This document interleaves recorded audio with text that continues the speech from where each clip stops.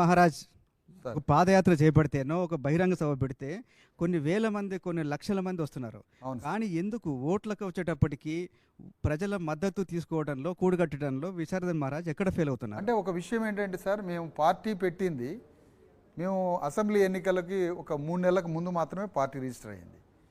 అయితే అంతకుముందున్న సామాజిక సాంస్కృతికంగా ప్రజల్ని ఐడియాలజికల్గా ఆర్గనైజ్ చేయడం మీద బాగా దృష్టి పెట్టి చాలా పెద్ద పెద్ద లక్షల సంఖ్యలో మీరు అన్నట్టుగా కార్యక్రమం జరిగింది.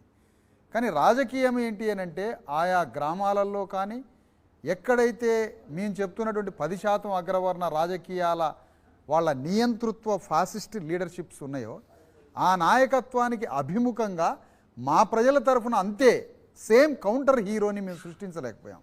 ఇది ఓపెన్గా మీ అందరి ముందు చెప్తున్నాను. అంటే ఒక గ్రామంలో ఒక భూస్వామి, ఒక దొర, ఆ గ్రామంలో 90% మా ప్రజలకి నాయకత్వం వహించుకుంటూ మా ప్రజల్ని మరి అనేక రకాలుగా దాడి చేసుకుంటూ ఉన్నటువంటి ఒక లీడరు, ఆ లీడర్కి అభిముఖంగా మా ప్రజల నుంచి మా పార్టీ నుంచి ఒక లీడర్ని అభిముఖంగా కౌంటర్గా ఫేస్ని తయారు చేయలేకపోయాం. ఆ ఫేస్ని తయారు చేసే లీడర్షిప్ ఎప్పుడైతే కన్స్ట్రక్ట్ అవుతుందో ఒక ఆల్టర్నేటివ్ పొలిటికల్ ఒక శిబిరాన్ని మేము గ్రామాల్లో నిర్మించగలుగుతామో అప్పుడు ఓటింగ్ మాకు స్టార్ట్ అవుద్ది. అదే అంటున్నాను, 85% ఉన్న బహుజనులు ఎందుకు ఇంకా అగ్రవర్ణాలకే ఓట్లు వేస్తున్నారు? మీరు చెప్తున్నట్టుగా వాళ్ళలో చైతన్యం తీసుకురాలేకపోవడంలో మీరు ఫెయిల్ అయ్యారా? చైతన్యం ఒక్కటే ఓటు వేయదు, మాకు భావజాల వ్యాప్తి ఒక్కటే ఓటుగా మారదు. భావజాల వ్యాప్తితో పాటుగా ఆ గ్రామాల్లో ఆ ప్రజలకి ఆల్టర్నేటివ్గా రాజకీయంగా ప్రజలకి అండదండలు ఇచ్చి వాళ్ళతో ధైర్యంగా నిలబడి వాళ్ళ మంచి చెడు పట్ల, వాళ్ళకి సహాయం పట్ల, వాళ్ళకి రక్షణ పట్ల ఆల్టర్నేటివ్గా ఆ గ్రామంలో లీడర్షిప్ ఇవ్వలేకపోయాం మేము. ఆ లీడర్షిప్ ఎప్పుడైతే మేము ఇవ్వగలమో అప్పుడు ఓట్లు స్టార్ట్ అవుతాయి.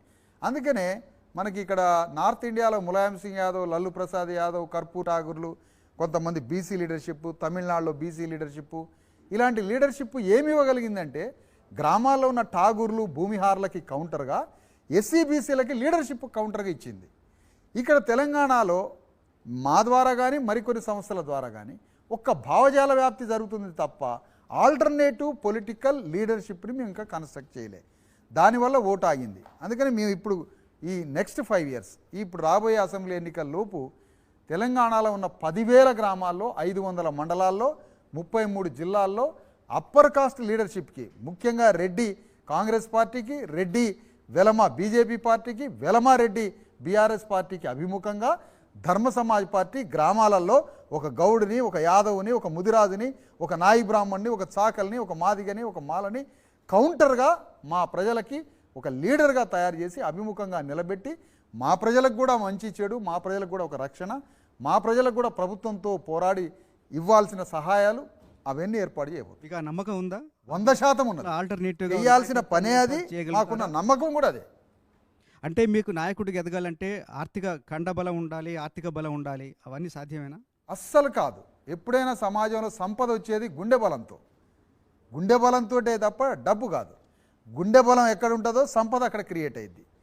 సంకల్ప బలం ఎక్కడ క్రియేట్ ఉంటుందో అక్కడ సంపద క్రియేట్ అయ్యింది. అందుకనే ఫస్ట్ గుండె బలము, సంకల్ప బలమే సంపదను తీసుకొని వస్తుంది. కాబట్టి మాకు పైసా అవసరం లే.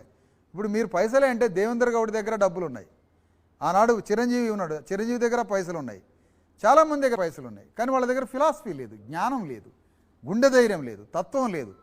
తాత్వికుడు ఎప్పుడు భయపడ్డాడు, ధైర్యంగా ఉంటాడు. ఎందుకంటే అతను ఐడియా కాబట్టి.